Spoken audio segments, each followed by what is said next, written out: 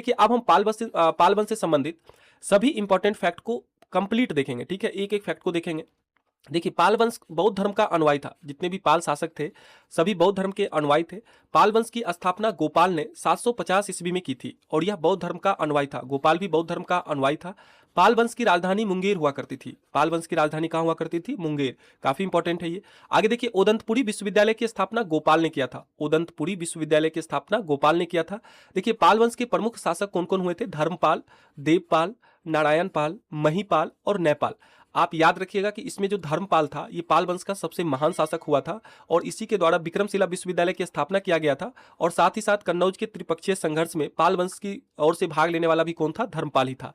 और पाल वंश का अंतिम शासक की अगर बात करें तो पाल वंश का अंतिम शासक कौन हुआ था? तो याद रखिएगा मदन पाल हुआ था। मदन पाल पाल वंश का अंतिम शासक था, ठीक है।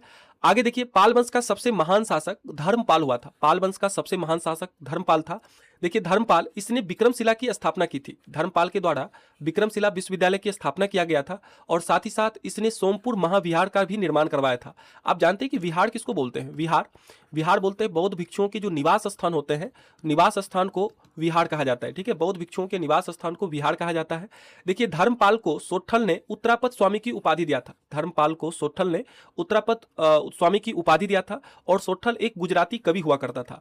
देखिए कन्नौज के त्रिपक्षीय संघर्ष में पाल वंश, गुर्जर प्रतिहार वंश और राष्ट्रकूट वंश के बीच हुआ था। कन्नौज का जो त्रिपक्षीय संघर्ष हुआ था ये पाल वंश, गुर्जर प्रतिहार वंश एवं राष्ट्रकूट वंश के बीच हुआ था। ये काफी इंपॉर्टेंट है, इसको आप जरूर याद रखिएगा, ठीक है। कन्नौज के लिए त्रिपक्षीय संघर्ष हुआ था जिसमें पाल वंश, गुर्जर प्रतिहार वंश एवं राष्ट्रकूट वंश शामिल थे। इसमें पाल वंश की ओर से धर्मपाल शामिल हुआ था। पाल वंश की ओर से कौन शामिल हुआ था? धर्मपाल, ठीक है। ये भी काफी इंपॉर्टेंट फैक्ट है। आगे देखिए अब देखिए उदंतपुरी विहार के प्रसिद्ध बौद्ध मठ का निर्माण देवपाल ने करवाया था। उदंतपुरी विहार के प्रसिद्ध बौद्ध मठ का निर्माण देवपाल ने करवाया था। विहार के बारे में आप जानते ही हैं कि बौद्ध भिक्षुओं के जो निवास स्थान होते हैं उसी को विहार कहा जाता है, ठीक है।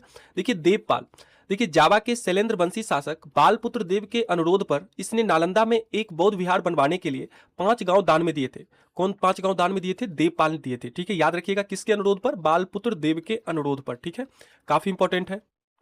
आगे देखिए गौरी रीति नामक साहित्यिक विद्या का विकास पाल शासकों के समय में ही हुआ था। गौरी रीति नामक साहित्यिक विद्या का विकास पाल शासकों के समय में ही हुआ था। देखिए पाल वंश का अंतिम शासक मदन पाल था। पाल वंश का अंतिम शासक कौन हुआ था? मदन पाल। पाल वंश की स्थापना किसने किया था? तो आप जानते हैं गोपाल के द्वारा पाल वंश की स्थापना किया गया था। पाल वंश का अंतिम शासक हो गया था आपका मदन पाल। अगर हम पूछे आपकी पाल वंशों की राजधानी कहां हुआ करती थी तो याद रखिएगा मुंगेर। पाल वंश का सबसे महान शासक कौन हुआ था? तो पाल वंश का सबसे महान शासक धर्मपाल था, ठीक है। तो इतना तो आप जरूर याद रखिए, ठीक है। धर्मपाल ने ही कन्नौज के त्रिपक्षीय संघर्ष में पाल वंश की ओर से भाग लिया था और धर्मपाल के द्वारा विक्रमशिला विश्वविद्यालय की स्थापना किया गया था। और जबकि गोपाल के द्वारा याद रखिएगा कि ओदंतपुरी विश्वविद्यालय की स्थापना किया गया था, ठीक है। ओदंतपुरी विश्वविद्यालय की स्थापना किया गया था, ठीक है। तो इस प्रकार से आप शॉर्ट्स में जरूर याद रखा करिए, ठीक है। इतना तो आपको जरूर पता होना चाहिए, ठीक है। चलिए इस प्रकार से हमने पाल वंश से संबंधित सभी